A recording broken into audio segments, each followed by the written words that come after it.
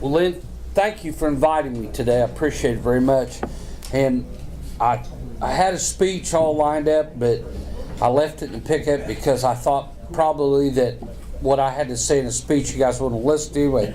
First thing, thanks for letting me come and speak with you. For those of you who don't know me, my name is David Hamil. I born and raised here. My parents are Leon and Johanna Pearson. Went to Alva High School, attended Northwestern, didn't graduate, thought it was more important to be married and start a family, which married to a local girl, my high school sweetheart, Laura Beth Loman was her name, and approaching 39 years of marriage here coming November. So I have 3 children. 2 of them live here in Alva. My youngest son works for an oil company here. My oldest son has just recently returned home to help his grandpa take over the farm, and we're glad to have him. My daughter lives in Palm Creek, Oklahoma with her husband, and they're teachers. He's the ag teacher. She's the 3rd grade teacher. So, and I am the happy grandpa of 5 beautiful granddaughters. I think that could be some punishment, but I love them all. I'll just start out by Lynn. I've worked for the Woods County for 25 years, served on the fair board. The opportunity came up, or I felt like it was time that I pay back what the county's given me, so I decided to run for county commissioner this time.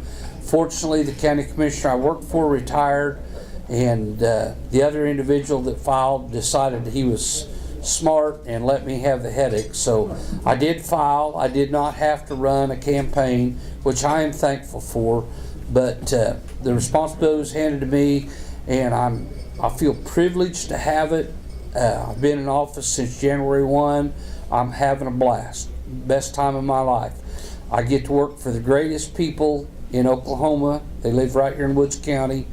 We have our ups and downs with the oil business, but thank gosh we've got the oil business. We'll maintain those roads and keep them, but let's be thankful they're tearing our roads up and we're getting the income from it.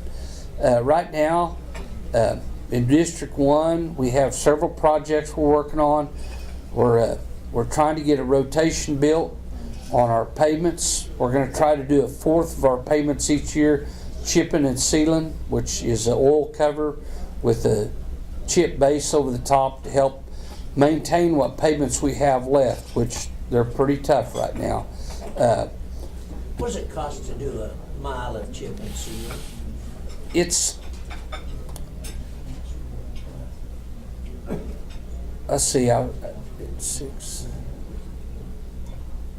About $14,000.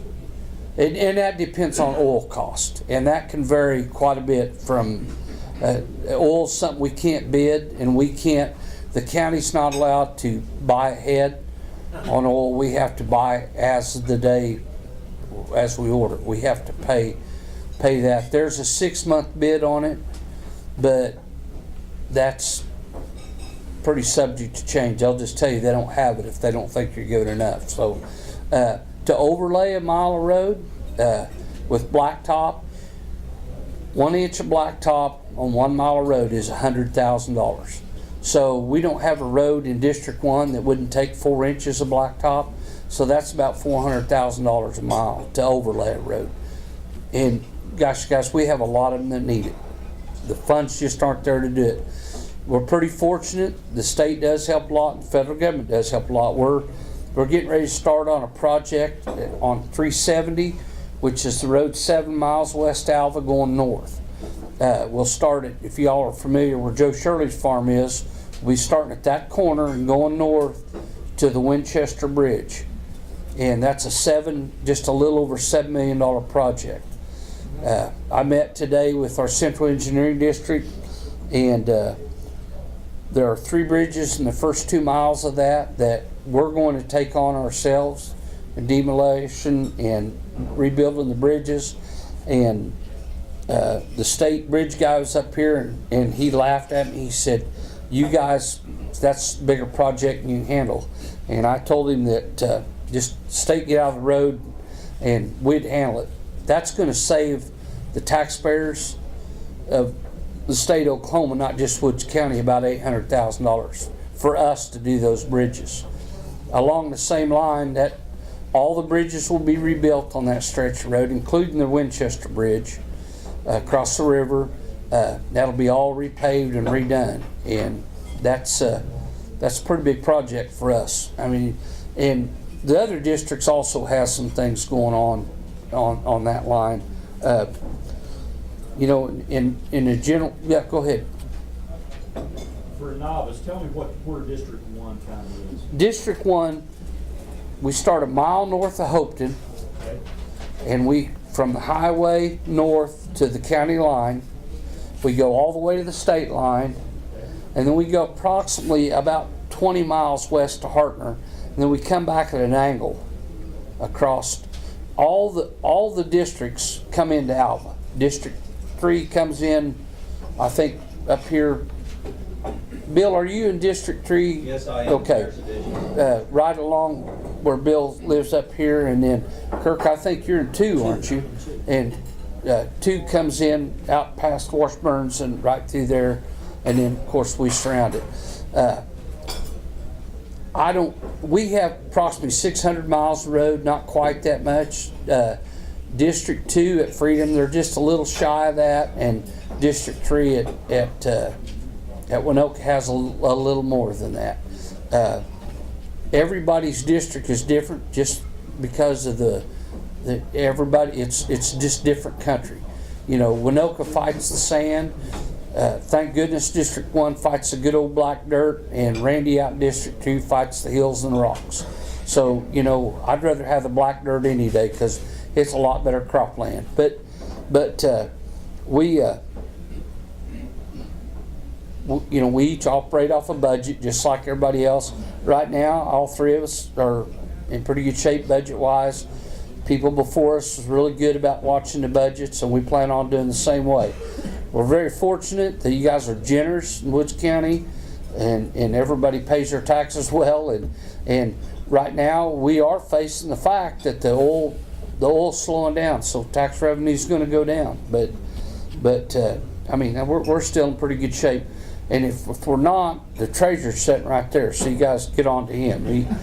He's the guy. So, but as far as my job, I'm enjoying it. I feel privileged to work with the guys I work with and the people I work with. And Lynn told me I could talk about anything I wanted to talk about basically today. And I do have kind of an agenda I want to talk about. And my deal is sitting in the commissioner's chair for the last 60 days has been a joy for me. And if you're not familiar with county government or the people that work in county government, you need to become familiar. And I hate to do this while Dave's sitting here, but I'm going to anyway. Guys, I'm going to tell you what, every elected official at Woods County Courthouse does a tremendous job. We are so fortunate in Woods County, after sitting where I sat and seeing the troubles other counties around the state have of lack of leadership in their counties, people not doing good jobs, and not every county's that way, but there are some. We have professionals in every office there, and I'm thrilled to work with them. They've all been help to me and continue. I mean, anything I need, I ask, they tell me. And I think that David would probably agree with me on that, on this part. Every one of us that's an elected official has a group of people that work below us that makes county government work. And that today is what I really want. And you're welcome. I ask any question you want to ask, but when I started with the county 25 years ago, we were kind of thought of as the old overall wearing, tobacco chewing guys that went out leaning on a shovel. That's not the case. I have 10 guys that work for me. They're professionals. They are. I have the only certified bridge builder in Woods County, maybe in northwest Oklahoma, Mark Skinner. And we took these 3 bridges on. The state guy laughed at me. I said, look, you don't worry about us. I've got professional people. We'll get the bridges built. And in doing that, we're going to save $800,000. But my guys are qualified people. They're good people. And I think Randy and John's are too. You know, they're people that are here to work for you and me and the taxpayers of Woods County. They give 100%, and you know, they are put out in jobs where they don't sit on an old junked up tractor anymore. They sit on $300,000 pieces of equipment that are computer run anymore. I mean, they're not the old grader they used to be. And it's hard for old guys that are used to doing it the old way to understand. The new Caterpillar graders are all joystick controlled. So if you can play a video game, you can run a grader. I mean, it's amazing the advancement in machinery, and it's even more amazing the young people I've got that are, I mean, really good at it. And I just, the next time you see your grader man or one of those guys or one of the girls that work in David's office, tell them thanks. I mean, they appreciate that. They work hard, and they work hard for you guys. I mean, their sole thing out there is to make Woods County better for you and make my job easier. My hands do, and I'm sure Dave's help makes his job way easier too. That's something I sure wanted to tell everybody, how much I couldn't be where I'm at today if I didn't have the guys that work for me behind me. And hopefully I can continue with it.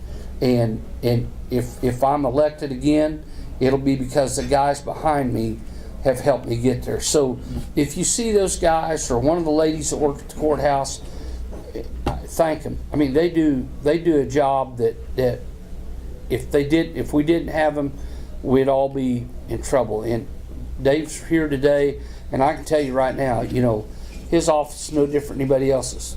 Great people to work with, and they're professionals. And that's something that I think is really important, that you have hired at Woods County a group of professional people that want to continue to be that.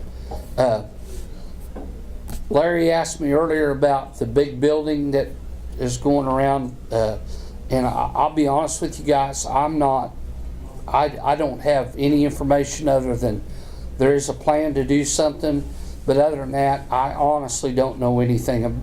I haven't been given any information about it. Sonia Williams stopped at the commissioners meeting the other day, and there is a group of people that are getting together and having some meetings, but there's not many official plans made.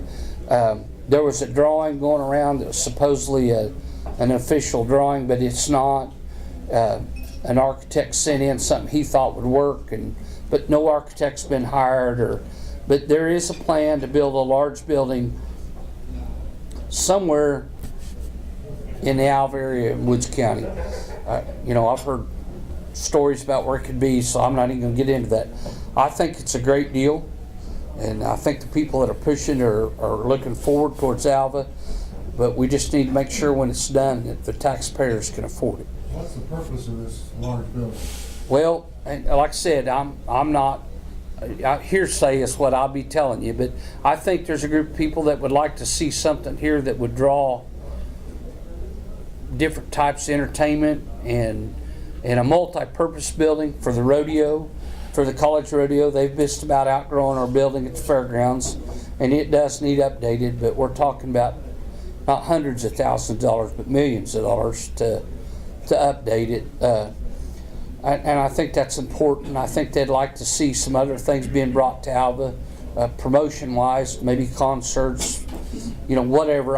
And like I said, I'm not privileged to any of that information right now, and I know that there's a group of people working on it. So, but that's been something that's been going on for several years. There's been several ideas come up and seem to dwindle aside, and I can assure you that whoever does it or however it's done, it's not going to be, I mean, it's going to be an extensive and expensive thing to do. And my concern as a commissioner would be who's going to take care of it and who's going to fund the upkeep on it. You know, I spent 25 years on the fair board, and I can tell you that our budget at the fair board runs around $120,000 a year. And of course, a big share of that goes to pay bills, electric, heat, stuff like that. But you know, a new $150,000 building in 5 years in a new building anymore. And it takes a lot of maintenance. The Merchants building at the fairgrounds has 8 air conditioners, and they're about $6,000 a pop. And you know, one of them goes out $6,000. If all 8 of them go out, you're in trouble. You know, and I mean, so, you know, but we are very fortunate to have the fairgrounds we have in Woods County. You can travel a lot of other small communities around here, and their county fairgrounds is nothing compared to ours. And I realize Enid's got a great deal, and Woodward's building a beautiful thing over there. But, I mean, we're operating, you know, on a lot different funding scale than they are. One thing that has been brought up to me several times is the fact that Alfalfa County's building a lot of new things. Alfalfa County has a 2% county sales tax. We don't have that in Woods County. Several years ago, they did ask for a sales tax, county sales tax. Maybe at the time they should ask for 2%. I don't know. That was a long time ago. I can tell you that that tax was supposedly going to be earmarked, and it wasn't. And over the last 20 years, that money's been doled out to several things, and it's not coming in a big pile like you expect it to. It's being funneled to things that's needed it over the years. One thing that we are working on, as far as money-wise, our E911 is something that's underfunded. It was voted on by the people, and we have to supply it, and we need to supply it. But we're looking right now at several ways to help fund our E911 system. It's in dire need of repair at about $200,000 to get our console up and our dispatchers up to date where they need to be. And but that's something we're addressing and we're working on. There's several things that I walked into this deal and pretty blind about. I didn't understand, didn't know. I'm learning about those every day. But I think, you know, the commissioners right now, I'm tickled to death. I get along great with the other two guys. We have good open communication, and you know, I don't think there's a problem that's going to come up that we can't try to find a solution to. It may not be the answer, but we're going to have a solution for it. And I wish I could tell you how excited I am to do this job, but it's a privilege, it's a challenge, it's excitement, it's scary as heck sometimes too. But you know what? I've got the greatest people, you guys, to work for in the world. I mean, I don't mind getting those calls in the middle of the night saying my road's bad, because 90% of the calls I've gotten, those people had a legitimate complaint. But you know what? None of them demanded I do anything. They all asked. And I'm going to tell you what, that means a lot. When a guy calls you and asks you if you can do something, doesn't tell you you're going to do it. And because that's not how people around here operate. So if you got any questions, I'll be glad to try to answer them. If not, I'll send them to Dave, and he'll try to get you an answer. But guys, go ahead, Bill. Yeah, David, are the commissioners all in agreement on how to handle the above ground pipelines, et cetera, that we've been doing? The second day, Bill, we was in office, we got together and we all signed a resolution to do that, to turn over the permitting process to each landowner, to get permission from the landowner, and we're all aboard with that. And I'll just give you a little update on that. Being as we've started that, I have had nothing but good things. I don't get, right at first, those oil companies balked a little bit, but I think they're finding out the way we're doing it now is much easier for them. And of course, you're going to run into those deals where you guys, you know, where a guy, an oil company's not going to do, they don't all do what we want. And some of that's out of their hands. They hire contractors. But every problem I've had personally so far in District 1 with them, I've made a couple phone calls and it's been taken care of. And pretty satisfactorily. I mean, something we do in District 1 on that part is on our road crossings, instead of making them go 8 or 10 miles out of their way to lay a pipe, if they'll furnish a culvert, we'll put a culvert under the road, or then go under the road right there. I I require them to let us put it in, because my guys like to do that themselves, because that way they know it's done right and a good job. But it's been, that part's been, I have had very, very little problems with any oil companies, and very few problems with landowners. The only landowner problems we have is, and I guess I knew it, but I didn't think about it, we have a lot of landowners that don't live in Woods County and haven't lived in Woods County for quite some time, and we have a lot of heirs of landowners that own land, and sometimes it's a little hard for them people to get a hold of them, and I've tried to help them get a hold of some of those people. And since we started this deal and it was instituted, I've had one landowner that refused to let him go down his right of way, and it was a guy that owned 80 acres northwest of town and had never seen the land he owned. Never been there. Didn't know nothing about it. He just knew that he got a check off of it, and that was good enough for him, but he didn't want him to go down. Some of the landowners have charged to go down a right of way, and some haven't. But that's up to you guys. It's made it a lot easier for us, because if you're good with it, we're good with it. We don't collect fees ourselves. That's kind of one of those deals. Attorney General's opinion is that we shouldn't be collecting them, and I agree with it. We shouldn't be collecting those fees. You guys own the land in the middle of the road, you should be collecting them. Are you aware of the legislation that's currently under consideration down in the legislature regarding this? Yes. Yeah, they make clear things up for us. Yes, and they're trying, and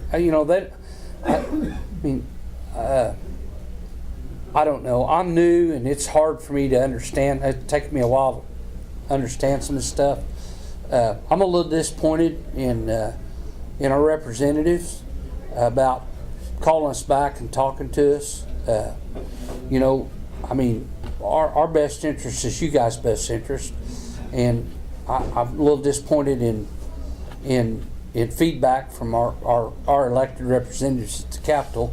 I feel like they kind of push us out of the road a little bit, but I know they're awful busy too. They've got things to do. I've been down there a couple times.